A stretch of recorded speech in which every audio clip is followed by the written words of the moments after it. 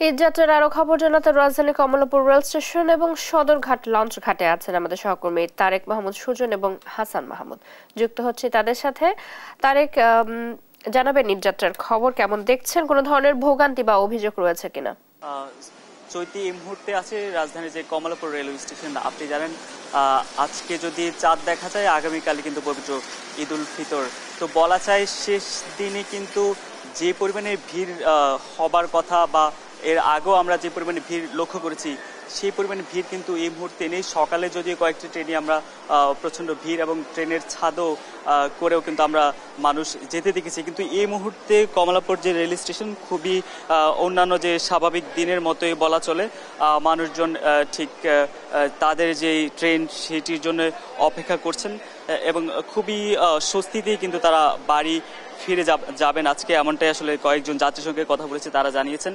একই সঙ্গে কিছুক্ষণ আগেই কিন্তু স্বরাষ্ট্র উপদেষ্টা এসেছেন এবং রেলওয়ের যে ডিজি রয়েছেন তিনিও এসেছেন। তারা যেমনটা জানিয়েছেন এবারের রেলপথে বিশেষ করে যেই স্বস্তির যাত্রা, এটার পেছনে স্বরাষ্ট্র উপদেষ্টা যেমনটা জানিয়েছেন দুর্নীতির বিরুদ্ধে এবং যেই টিকিট কালোবাজারি সহ অন্যান্য যে অন্যায় অনিয়মগুলো আগে হতো সেই বিষয়টাতে তারা এবার জিরো টলারেন্স রেখেছেন, যার ফলে কিন্তু দুর্নীতি হয়নি এবং মানুষ বাড়ি ফিরতে পেরেছেন। আমরা যদি এই মুহূর্তে একজন যাত্রীর সঙ্গে কথা বলি, আপনি কোথায় যাবেন? শেষ মুহূর্তে বাড়ি যাচ্ছেন রেলওয়ে?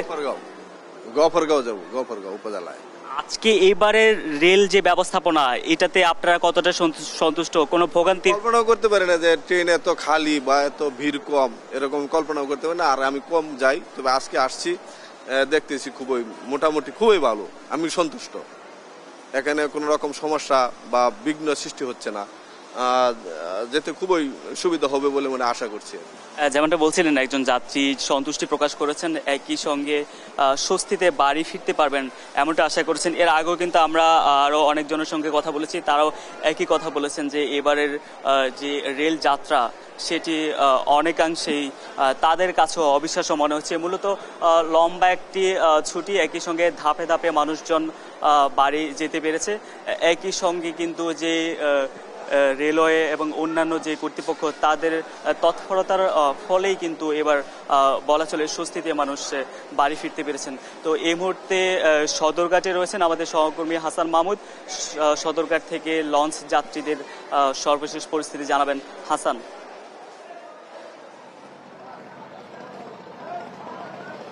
তারেক, আপনাকে ধন্যবাদ। আমি এই মুহূর্তে আছি সদরঘাট লঞ্চ টার্মিনালে, যেখানে দক্ষিণবঙ্গের যেসব মানুষ ঘরমুখী মানুষ তারা কিন্তু ইতিমধ্যে লঞ্চ টার্মিনালে ব্যাপক ভিড় করছেন এবং আমরা সকাল থেকে দেখছি যে এখানে সময় যত গড়াচ্ছে মানুষের সংখ্যা কিন্তু এখানে বাড়ছে এবং যেহেতু আগামীকালকে ঈদ হচ্ছে এমনটাই কিন্তু মোটামুটি নিশ্চিত, ফলে মানুষের যে ঘরমুখে মানুষের যে ভিড় সেটি কিন্তু এখন লক্ষ্য করার মতো। এবং যারা আসলে ঢাকা ছেড়ে যাচ্ছেন তাদের আসলে যে উচ্ছ্বাস সেটি কিন্তু চোখে পড়বার মতো। সাধারণ মানুষ কিন্তু উচ্ছ্বাস প্রকাশ করছেন নারীর টানে, তারা কিন্তু ফিরে যাচ্ছেন নিজের বাড়িতে এবং সেখানে গিয়ে প্রিয়জনদের সাথে পবিত্র ঈদ উল ফিতরের নামাজ আদায় করবেন, একই সাথে উৎসবকে ভাগাভাগি করবেন। সেই লক্ষ্যেই কিন্তু সাধারণ মানুষ এখান থেকে চলে যাচ্ছেন এবং এই যে তাদের কর্মস্থল সেখান থেকে ফিরে যাচ্ছেন। এবং আমরা দেখছিলাম যে সকাল থেকেই কিন্তু মানুষের যে ভিড় সেটি কিন্তু ব্যাপক ছিল এবং সেটি কিন্তু সময়ের সাথে সাথে বাড়ছে এবং আমরা দেখছিলাম যে গত 3-4 দিনে কিন্তু যে মানুষের ভিড় সেটি কিন্তু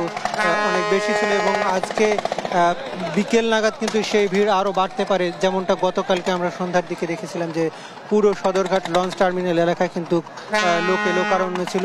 এই মুহূর্তে আমরা দেখছিলাম যে 2টি লঞ্চ কিন্তু ছেড়ে গেল এখান থেকে পটুয়াখালীর উদ্দেশ্যে এবং সে কারণে কিন্তু লঞ্চের আশেপাশে যেসব জায়গায় সেগুলোতে কিন্তু কিছুটা ফাঁকা দেখা যাচ্ছে। কিন্তু কিছুক্ষণ আগেও কিন্তু এই যে মানুষের সংখ্যা সেটি কিন্তু অনেক বেশি ছিল এবং এই যে মানুষের সংখ্যা এখানে কিন্তু সাধারণ যাত্রী যারা এসেছেন তারা কিন্তু অনেক বেশি স্বাচ্ছন্দ্যের সাথে এবার ঈদ যাত্রা করছেন। তারা যেটি বলছিলেন যে অন্যান্য বছরগুলোতে যেভাবে মানুষকে জিম্মি করে অতিরিক্ত ভাড়া আদায় করা হতো, সেরকম প্রবণতা কিন্তু এবার লঞ্চের যারা কর্মকর্তা কর্মচারী কিংবা মালিক রয়েছেন তারা কিন্তু তেমনটা করেননি, কারণ এখানে বিআইডব্লিউটিএ এবং প্রশাসনের পক্ষ থেকে ব্যাপক একটা নজরদারি ছিল, ফলে তারা কিন্তু সেটি করতে পারেনি। এবং আমরা যেটি দেখছিলাম যে আজকে পুলিশের পাশাপাশি এখানে র্যাব এবং সেনাবাহিনীর পক্ষ থেকে ব্যাপক টহলদারি করা হয়েছে, যাতে কোনো ধরনের আইন শৃঙ্খলা পরিস্থিতির অবনতি না হয়, একই সাথে কোনো ধরনের বিশৃঙ্খল পরিস্থিতিও যাতে তৈরি না হয় সেখানে এ ব্যাপারে কিন্তু প্রশাসনের পক্ষ থেকে কঠোর নজরদারি করা হচ্ছে। তো এই ছিল আমার কাছে লঞ্চ টার্মিনাল থেকে সবশেষ পরিস্থিতি।